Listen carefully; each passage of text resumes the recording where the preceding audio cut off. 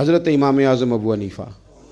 رحمۃ اللہ علیہ، اللہ نے بڑا انہیں نا فقاہت والا ذہن دیا تھا، بڑی باریک سوچتے تھے۔ ایک اپیل کرنی ہے میں نے آپ سے،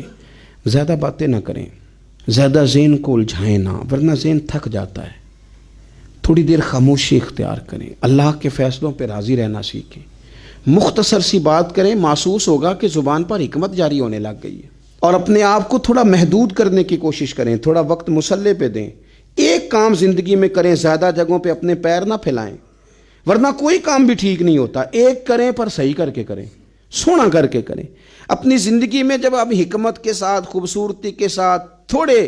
انداز کے ساتھ آگے بڑھیں گے، ہمیں محسوس ہوگا کہ یار یہ کام تو کم از کم مجھ سے صحیح ہوا۔ آپ جس شعبے میں اس میں کمال پیدا کریں، لیکن کہنا مجھے سارا ہی پتہ ہے، میں سب ہی جانتا ہوں، میں ہر چیز میں الجھوں گا، تو پھر کوئی کام بھی ٹھیک نہیں ہوتا۔ امام صاحب فقیہ تھے، اس میں انہوں نے درجہ عروج حاصل کیا، کمال سمجھ اللہ نے عطا فرمائی، کمال۔ اور وہ اس طرح کی رائے دیتے تھے کہ بڑے بڑے سمجھدار لوگ کہتے تھے کہ کمال ہوگی، بلکہ ان کے اساتذہ امام اعمش رحمۃ اللہ علیہ آپ کے اساتذہ میں سے کچھ حالات ایسے ہو گئے کوفے میں، گرد و نواح میں، کہ گندم کم ملتی تھی، مہنگی ہو گئی، کوئی قحط کا دور تھا۔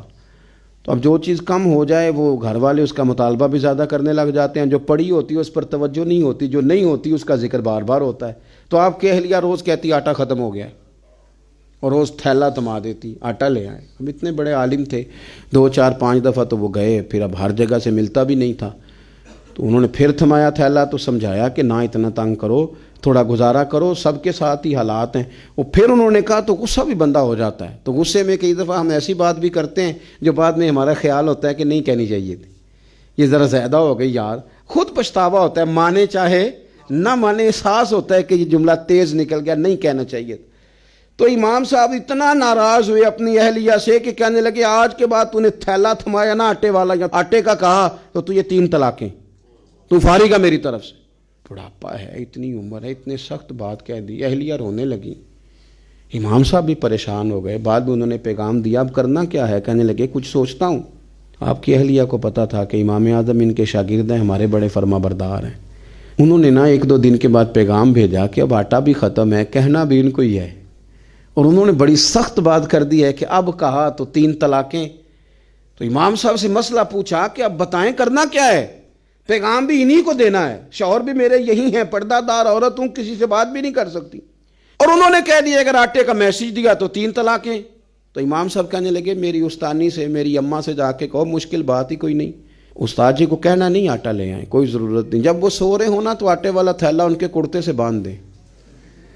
اٹھیں گے تو خود ہی سمجھ آ جائے گی کہ آٹا گھر میں ختم ہے۔ تو حضرت امام اعمش رحمۃ اللہ علیہ سو کے اٹھے تو کرتے کے ساتھ آٹے والا تھیلا بندھا تھا،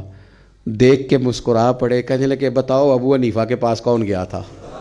بتاؤ مسئلہ کس نے پوچھا ہے جا کے، وہاں سے کون سبق یاد کر کے آیا ہے جو یہاں آ کے وہ ہمیں بتا رہا ہے۔